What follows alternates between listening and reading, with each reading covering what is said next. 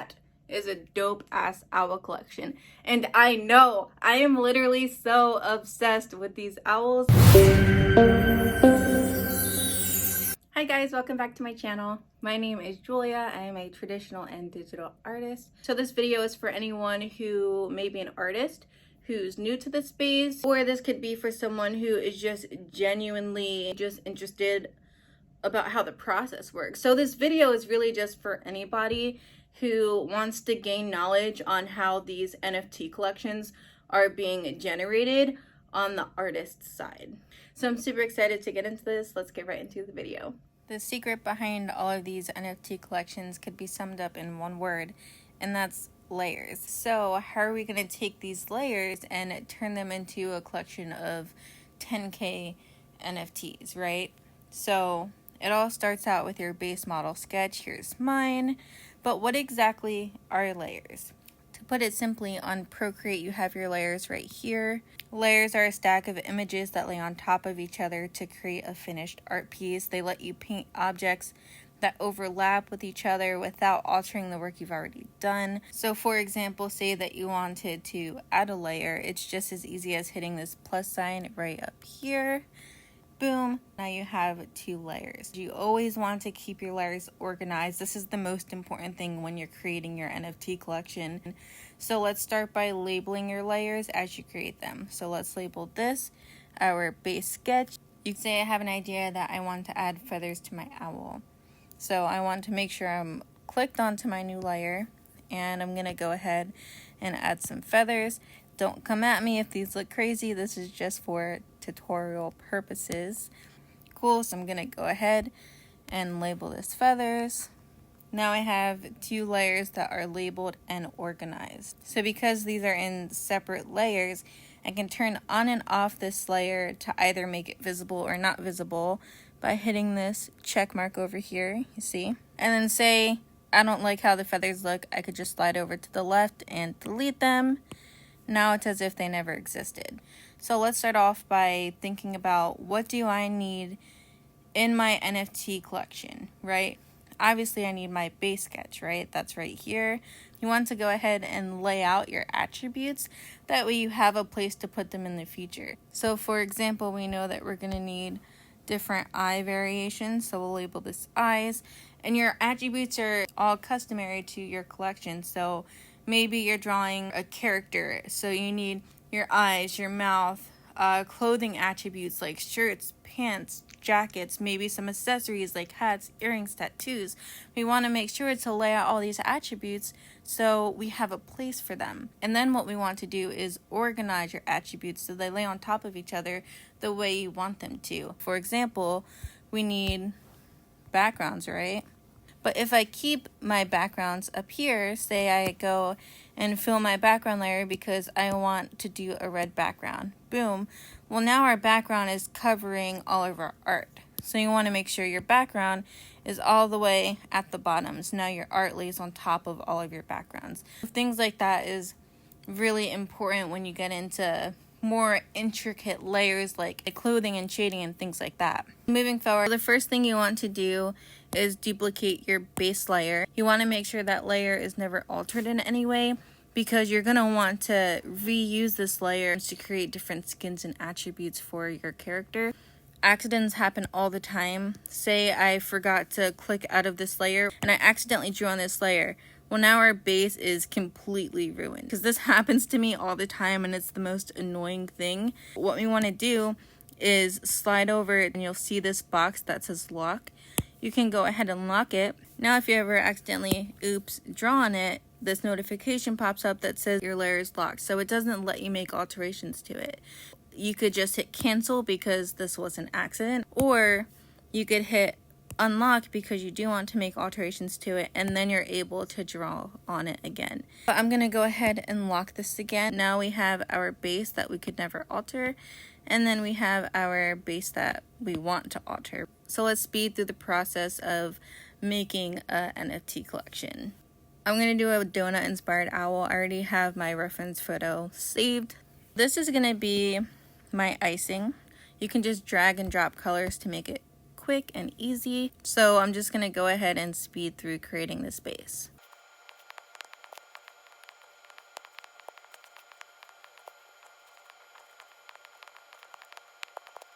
Now that our base is all complete, let's spice it up a little bit and add some frosting and add a layer. We're gonna label that strawberry icing.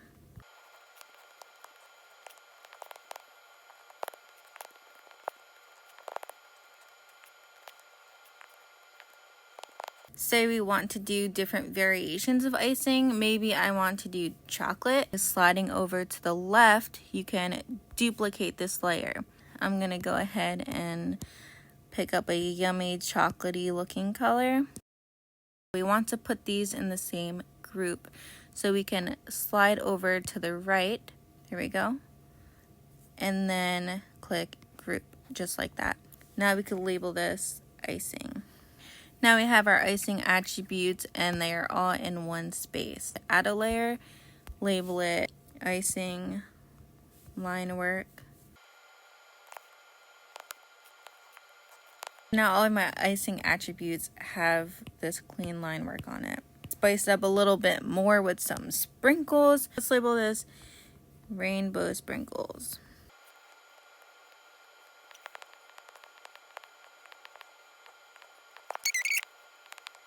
For eyes, I'm going to save you guys the time and insert eyes that I have already created. There we go. Now we have eye attributes. You see how all of these are organized in a way that makes sense. If my icing was below my base, then obviously it would look crazy. So you want to make sure that your layers are organized in a way they all lay on top of each other correctly and come out exactly how you envisioned. So say I want to do a different owl concept. Maybe I want to do galaxy. So I could go ahead and unlock my base, duplicate that base again, and right away lock that base. Galaxy base. We could label this donut base. Group those, label it base attributes. Now I'm at the point where I want to do some intricate shading. Let me run through these options really quick. Click on a layer, you get different options. You could rename it, you could select it, you could copy it, you could fill the layer, which just means filling the layer with whatever color you're selected on. So mine is white. You could clear the layer, you could alpha lock. This deserves a award. Alpha lock is the best thing ever created. So when you click on alpha lock, now you could only paint on that layer. Do you see that? That's sick. Everything outside of this layer you cannot paint on.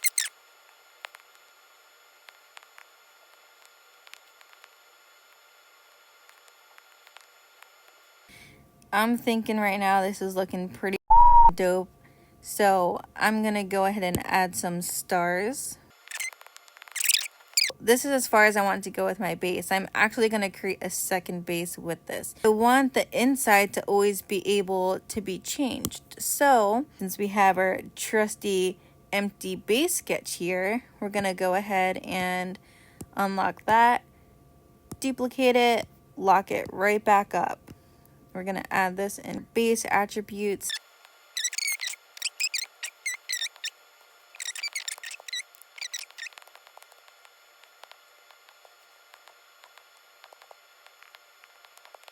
You guys could even go as deep as making different eyebrow attributes, different fur attributes, different beak attributes, and make them their own separate group.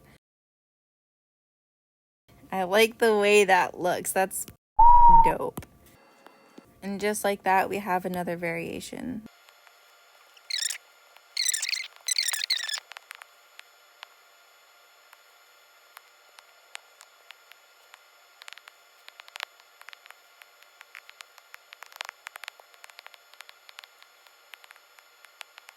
So that is how we make different layers. All of these attributes are going to be randomized 10,000 different variations. You could do as many layers and attributes as you please. There's no guarantee that you're going to get a galaxy background with a galaxy owl. You could get a galaxy background with a donut owl, and it's going to look just as dope. And you just keep adding on this. Maybe you give him a top hat. Maybe you have him sucking into a portal on some Rick and Morty type shit. You could do anything with this, guys. I'll go ahead and just touch on a few more things before I end this video. Combine down just does exactly what it says. It combines down into a new group. We have mask, which I don't use often, but the mask option locks the transparency of any layer to a parent layer. If you look to the right on all of your layers, you'll see the letter N. The N stands for normal, and that's just set to kind of a default. If you actually click on it, it brings you your opacity bar, which you could slide down or up to the transparency that you want. All of these do different effects, so you really just want to play around with these to see what you like. I'm not going to touch on all of them, but if you want a more in-depth tutorial on your modes, then leave a comment down below and I'll get into that in detail with you. So that's basically it. Now that we have all of our layers, how do we export these in a way that can be used to generate X amount of unique NFTs? Share. Now you could save these as PNG files. Now when you do that, it'll actually save each individual layer separately and transparent. So go ahead and click on PNG files. We're just gonna save it to my tablet for now. Export successful. Now when I go into my images, sorry, don't mind that. Now I have all of these different transparent layers. You have everything you need to now send these PNG files to your developer so they can code them to create your collection.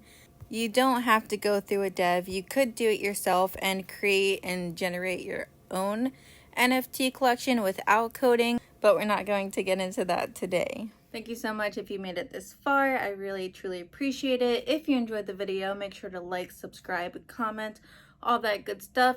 Hit that notification bell to get notified every time I upload a new video. And if you're just trying to be a down supporter, again, I need some of those. So go ahead and share this video with your friends and family. It truly helps me out so much. I'm just trying to share my knowledge with as many people as I can, touch as many people as I can, change some people's lives if I can, motivate them to pursue their dreams because it's not too late. I did, and I'm doing it right now, and I'm telling you guys to get up off your couch and go do it too. So share this video, share some positivity, some love.